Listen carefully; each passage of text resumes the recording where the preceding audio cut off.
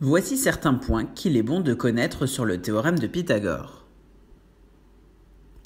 Comme tu peux le voir, à la fin de cette vidéo, tu seras capable de déterminer la longueur d'un côté d'un triangle rectangle à partir de celle des deux autres côtés. Pour bien démarrer, voici un rappel de l'énoncé du théorème de Pythagore. Dans un triangle rectangle, le carré de la longueur de l'hypoténuse est égal à la somme des carrés des longueurs des côtés de l'angle droit. Pour être sûr d'avoir bien écrit la formule, voici deux petites astuces à retenir. La longueur qui est toute seule dans l'égalité, ici la longueur AC, doit correspondre à celle de l'hypoténuse. Les deux autres longueurs ont une lettre en commun, ici B.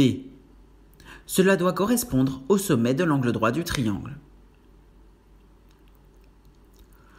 Cette propriété a la particularité de caractériser tous les triangles rectangles. Voyons par exemple comment l'utiliser pour calculer la longueur manquante des côtés du triangle suivant.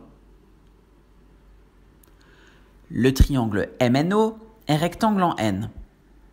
On a donc l'égalité suivante. MO au carré est égal à MN au carré plus NO au carré. En remplaçant les longueurs par les valeurs que l'on connaît, on peut, pas à pas, calculer la valeur de MO au carré. Ici, on trouve que MO au carré est égal à 100. Trouver la valeur de la longueur MO revient à remonter à la racine du carré qui vaut 100. Il y a donc deux possibilités pour trouver ce qu'on appelle la racine carrée du nombre 100. Le plus simple est évidemment d'utiliser la touche correspondante de sa calculatrice. Cependant, il y a certains cas, appelés carrés parfaits, qu'il serait bon de connaître par cœur. En effet, on sait tous que 100 est le carré de 10, puisque 100 est égal à 10 multiplié par 10. Ainsi, on sait que la racine carrée de 100 est 10. Il s'agit de la longueur MO de notre triangle. Et si maintenant c'était à ton tour d'essayer? Réponds aux questions suivantes le plus vite possible dans le temps imparti. Si besoin, tu peux faire pause avant que la réponse ne s'affiche. Voici donc la première question.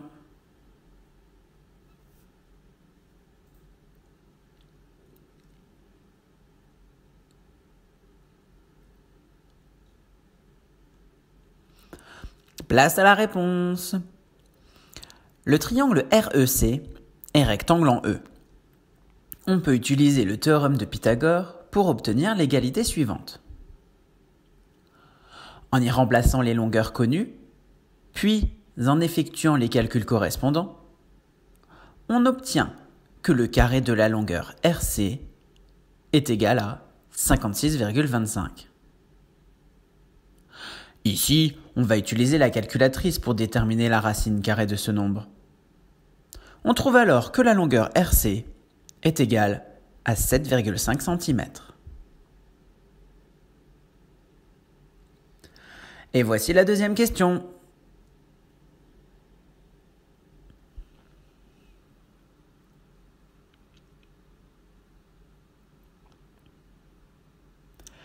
Place à la réponse.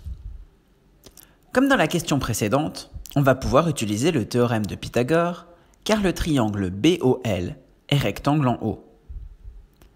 Après avoir écrit l'égalité correspondante, remplacer les valeurs connues, puis effectuer les premières étapes de calcul, on tombe sur l'addition à trous suivante.